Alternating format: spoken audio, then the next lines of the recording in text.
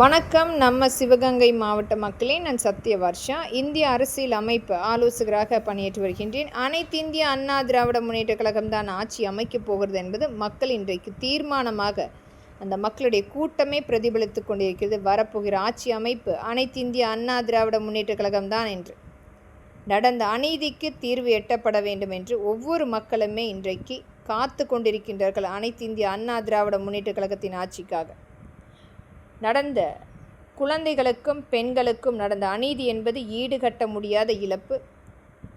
18,000 குழந்தைகள் கற்பழிக்கப்பட்டு வழக்குகள் பதிவு செய்திருக்கின்றார்கள். 35,000 பெண்கள் கற்பழிக்கப்பட்டு வழக்குகள் பதிவு செய்திருக்கின்றார்கள்.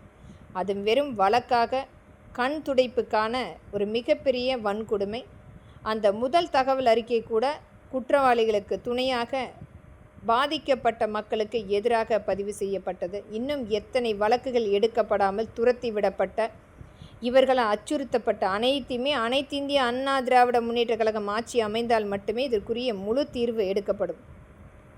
அண்ணா பல்கலைக்கழகத்தில் நடந்த அநீதிக்கு இந்த உதயநிதி தான் காரணம் என்று தெரிந்தால் கூட, அந்த மாணவி இன்றைக்கு மிகப்பெரிய ஒரு அச்சுறுத்தலான சூழ்நிலைக்கு காரணம் உதயநிதி தான் என்று தெரிந்தால் கூட, எந்த விதத்திலுமே இந்த ஊடகங்களும் அரசியல் அமைப்புகளும் வாய் திறக்காமல் மௌனம் காத்து கொண்டிருக்கின்றார்கள்.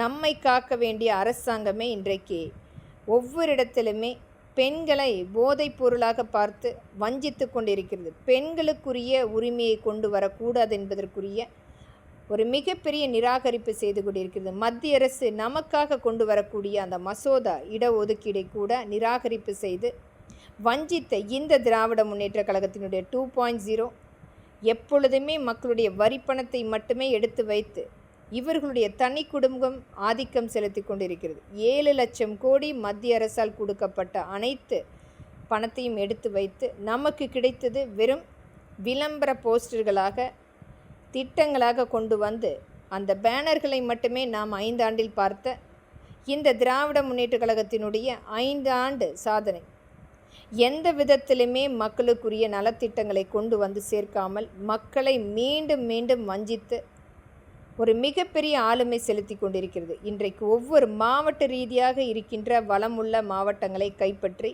தொழிற்சாலைகள், அங்கு இருக்கின்ற விவசாய நிலங்கள், தரிசு நிலங்களை அனைத்துமே இவர்களுடைய சரகேட் பிஸ்னஸாக, பினாமி நிறுவனங்களாக மாற்றிக்கொண்டிருக்கின்றார்கள். இது மாதிரியான ஒரு கடுங்கோல் ஆட்சி நமக்கு தேவை என்று மக்கள் கண்டிப்பாக தீர்மானிக்க வேண்டும். அதுவும் ஈடுகட்ட முடியாத இழப்பு என்பது குழந்தைகளுக்கும் பெண்களுக்கும் நடந்த அநீதி அனைத்துமே முழுமையாக தண்டிக்க வேண்டிய ஒரு மிகப்பெரிய ஒரு சட்டம் கொண்டு வரப்பட வேண்டும். மத்திய அரசும் நம்முடைய உச்சநீதிமன்றம், உயர்நீதிமன்றம் அந்த குழந்தைகளுக்கும் பெண்களுக்கும் நடந்த அநீதிக்கு தீர்வு எட்டப்பட வேண்டும்.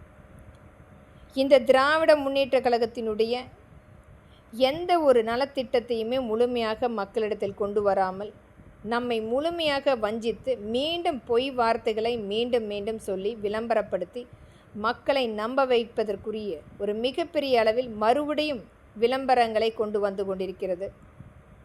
எந்த ஒரு மாவட்டத்திலேயாவது அல்லது ஒவ்வொரு தொகுதி ரீதியாக தொழிற்சாலைகளோ வேலை வாய்ப்புகளோ கொண்டு வந்து கொடுத்திருக்கின்றார்களா? இந்த 5 ஆண்டில் இன்றைக்கு முழுமையாக மக்கள் வறுமை காரணமாக அந்த 3 வேளை உணவருந்த முடியாமல், வசிப்பதற்கு வீடு கட்டமைப்பு இல்லாமல், எந்த விதத்திலுமே அங்கீகாரம் இல்லாத வாழ்வதத்தை வாழ்ந்து கொண்டிருக்கின்றார்கள். அனைத்து இந்திய அண்ணா திராவிட முன்னேற்ற கழகம் ஆட்சி வந்தால் மட்டுமே மக்களுக்குரிய வாழ்வாதாரத்தை மீட்டெடுக்க முடியும் என்று ஒவ்வொரு மக்களுமே காத்து கொண்டிருக்கின்றார்கள்.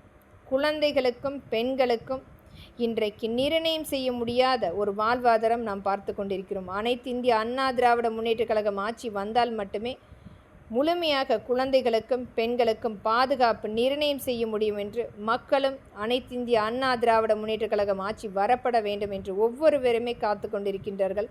வாக்களிப்பீர் இரட்டை இலை சின்னத்துக்கும் நம்முடைய கூட்டணி கட்சிக்கும் தமிழ்நாட்டை மீட்டெடுப்போம். நன்றி.